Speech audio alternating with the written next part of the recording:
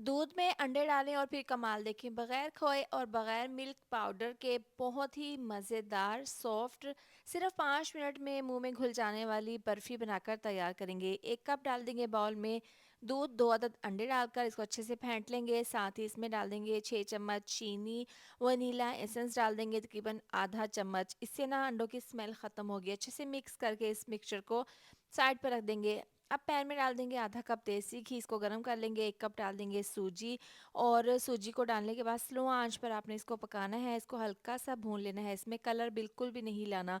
इतनी देर में आप वीडियो पर प्यारा सा कमेंट लाजमी कर दिया करें। अब दूध वाला मिक्सचर इसमें डाल देंगे, अंडों वाला हाफ डालने के बाद हल्का सा मिक्स करने के बाद बाकी का मिक्सचर डालकर अब इसको मिक्स कर लेंगे और इसको दम वाली आंच पर 8 से 10 मिनट के लिए रख देना है। थोड़ी देर के बाद देखें यहाँ पर इसका जो दूध था वो ड्राई हो गया है और सूजी फूल गई है।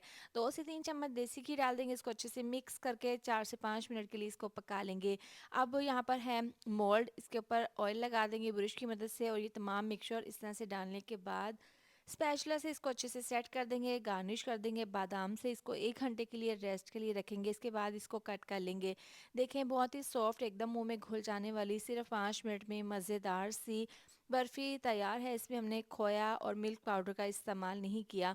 आप सर्दी के मौसम में ये बर्फ़ी बनाएं, खाएं, इंजॉय करें। मज़ेदार रेसिपी तैयार है।